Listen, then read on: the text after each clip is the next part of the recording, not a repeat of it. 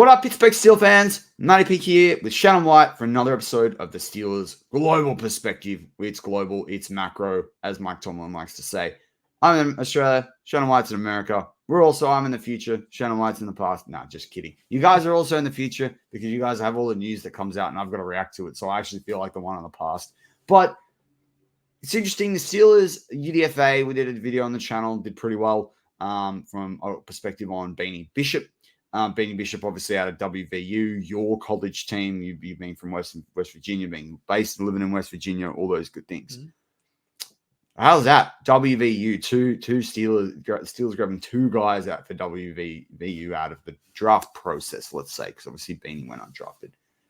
But I really was happy with the Beanie Bishop pickup because of everything that we talked about in that process. I've been involved quite late on Beanie Bishop, late in the process.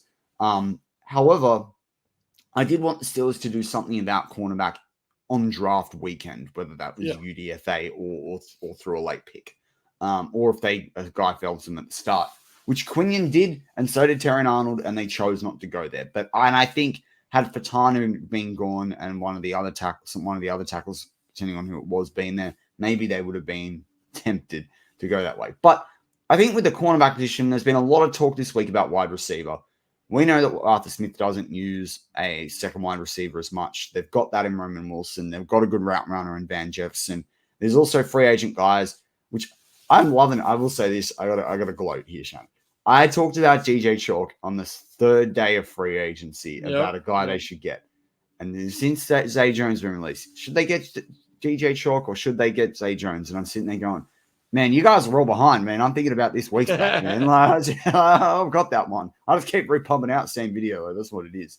But to me, bigger than wide receiver, because also Arthur Smith offense, use of tight ends. I did a great, had a great live chat going this week when I did the show on the could do the Steelers have a triple threat offense.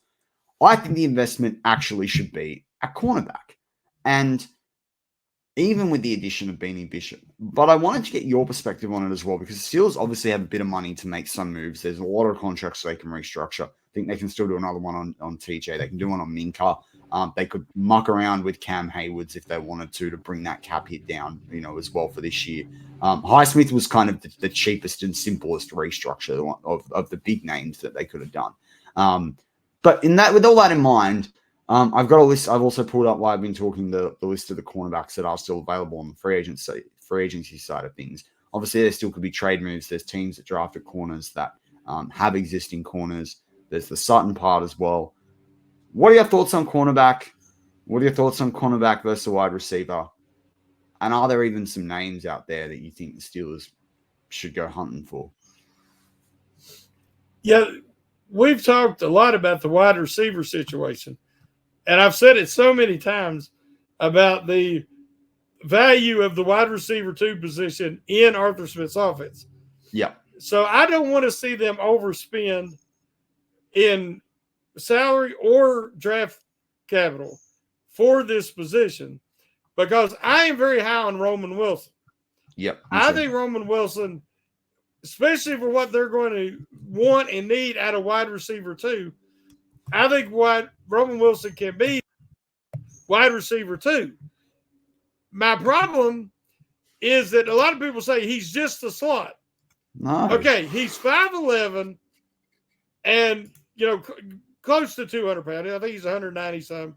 Yeah. But the dude plays much bigger than that. He's very physical. He's as big as Antonio Brown. He's bigger than Deontay Johnson. There's no reason he cannot play on the outside. Now, he can do both. And you can drop him into the slot and use him as a weapon from there, or you can put him out wide.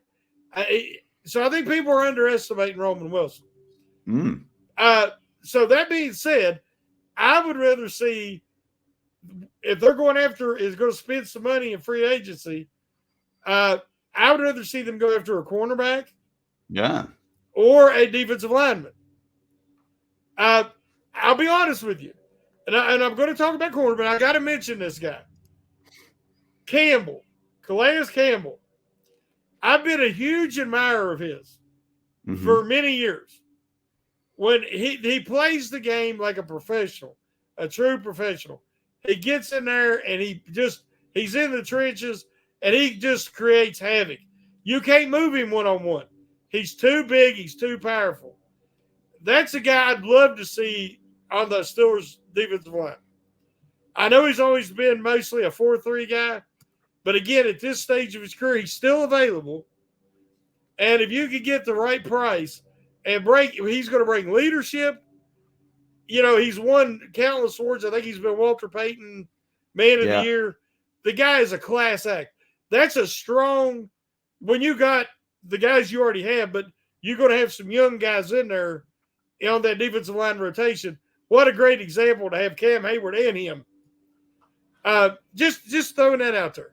Because that's one of the names. It's an interesting concept. I mean, I think the Steelers with Calais Campbell would be really at the mercy of another defensive lineman, another team falling, injuring himself for a significant period, and then they've got to go spend the money on Calais Campbell. But if that doesn't happen, then his value becomes, his contract becomes cheaper. They're kind of at the mercy. I think, that's one you kind of got to let play out till probably even mid-camp, really. Well, again, it might be like Quan Alexander.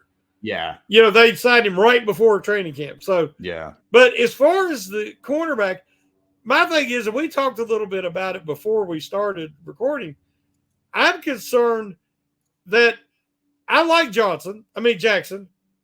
And I think he could be a solid cornerback too. But, then the slot, who you going to put in the slot? I think Beanie Bishop will surprise people. Same.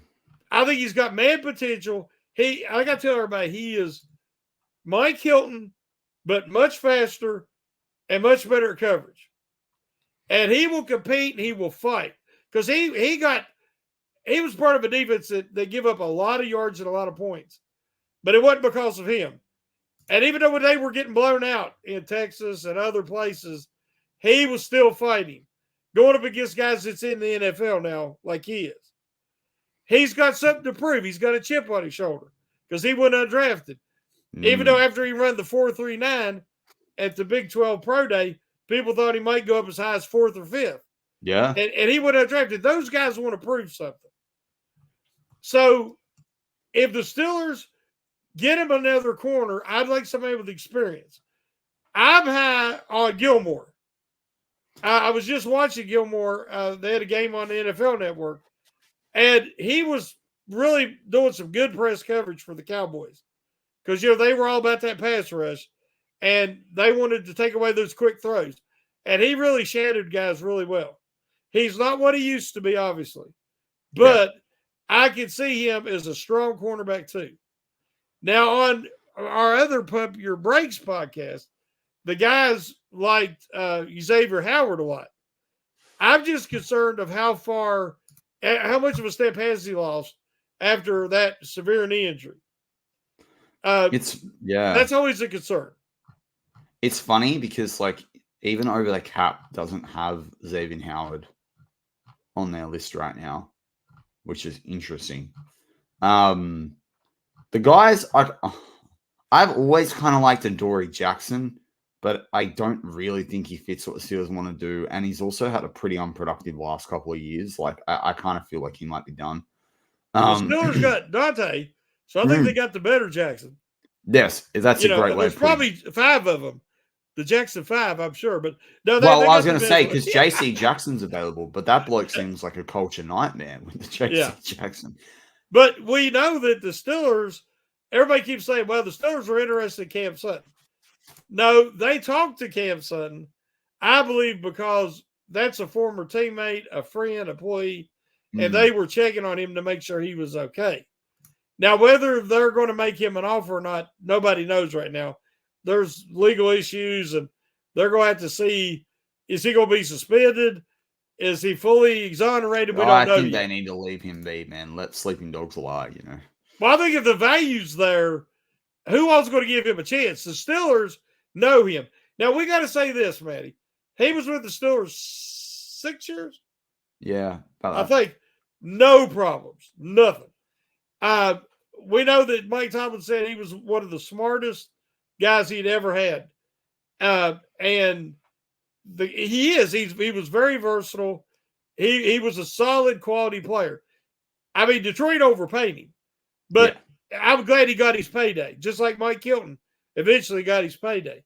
But if he's exonerated, if he's cleared, I think he would love to come back and be a role player. And as you said, you've got Corey Trice, Darius Rush, two extremely talented young men. You have Beanie Bishop and the guy that Big G loves, Joey Porter Jr.'s cousin. Yeah, Sean Stevens. Sean Stevens from Ferris State Fresno or something. State. Yeah. There's another option. So if they could bring in one of these corners, as you say, a veteran, I think it's a better investment than wide receiver. There's also a player that, like, we've been talking about it this morning, that I've pulled up that I quite like when I think about it. And that's actually, do I think this guy's a number 2 cornerback? No. Do I think he's a really solid 3? Yeah, I do. And I'm gonna pull it up while I talk it through for everyone out there. But it is Trey Herndon, right? Now, if you look at him, he's played the same number of games as Adoree Jackson. He's played 3 more games than Dante Jackson. He's played a lot more games. And I just brought up Fenton, who, if you look at their free agents on over the cap, he's just the next bloke down the list, right? And pretty young. But Herndon is one of the youngest out of this group. Interceptions, he's like Dante Jackson's way more productive, and we know that. That's why I've been high on Dante Jackson. I just feel like the Steelers are kind of 2 years late in bringing him in, right? Yeah. But I also look at, like, if you look at the tackle counts for Trey Herndon as well, he's a guy. I'm actually going to go back to his screen because this stat head for me isn't fully working. But if I go back to his overall tackle counts, the bloke has 32 pass defenses. The bloke has 243 combined tackles, 186 solo tackles, 9 tackles for a loss. As I said, the only black mark there is 3 interceptions. He's played a bit more in the slot last few years as well. But he's got 1 sack to his name, which is kind of interesting. He's got 2 forced fumbles, 6 quarterback hits. I think a guy like a Trey Herndon, who is 27 at the moment, going 28, at this point in his career, who made $2.5 million last year, so you can get him for nothing. And you look at the production against the other guys. You look at the age. You could sign him on a really, really cheap 2 or 3 year deal with the second and third basically being, team friendly in terms of whether you can cut him or it's a roster bonus or whatever it is. I couldn't read that. Who was he with last year? He was with Jacksonville last year. Okay. Yes. He's been with Jacksonville the whole time. He got drafted by Jacksonville in 2018. He's, depending on whether you look at Pro Football Network or over the cap, he's either 5'11" or 6 foot, and he's either 188 pounds or 190 pounds. So he's kind of perfect as that versatile wide receiver. I'll pull up if he was with him the whole time, and I mean he was very effective, but why is he available now? Well, they've looked to upgrade their cornerback room. Like they wanted the upgrade there, and they needed someone to go pair with Tyson Campbell. They picked a corner in the draft. But he only made $2-something million last year? 2.5 he was on, yeah. I mean, that seems pretty cheap. You think he'd want to keep him around. I know. I mean, you might be getting a really good value because he's been pretty durable. Yeah. He's played. So I'm just trying to pull up where he's Sometimes when guys hit the market, you're looking at it and you're like, why? Well, and they might bring him back, but like they could bring him back right now. They could be exploring their options. Like he's played 83 games. He started 34. Like they've considered him a depth piece. Yeah. Right. Now they've had him, according to Pro Football Reference, he's played DB in year 1 because I think a lot of people thought that he might bulk up a little bit and be some form of a safety. Then he played left corner for 2 years. He was designated. Then he was designated as another DB in 2021. And then in 2022 and 2023, he was a cornerback. And then I'll pull up his snap numbers. But, like, he's just someone that, like, I've always seen sort of float around. But he is a guy, like, I feel like when I watch Trey Herndon, not that I watch a lot of Jacksonville football, I do feel like he's a pretty decent, tackler, or at least, like, he covers guys pretty well. He's only let in 18 touchdowns in 6 years, an average of 3. He allows a career average of 68% completion rate on passes. That's on 281 targets that have been thrown his way. His missed tackle rate wasn't great last year, but it was a lot better the year before. If I look at where he lines up, he has played in his career 1,269 snaps in the slot, 1,502 wider at corner, 167 at free safety, 243 in the box, and 18 snaps on the D-line.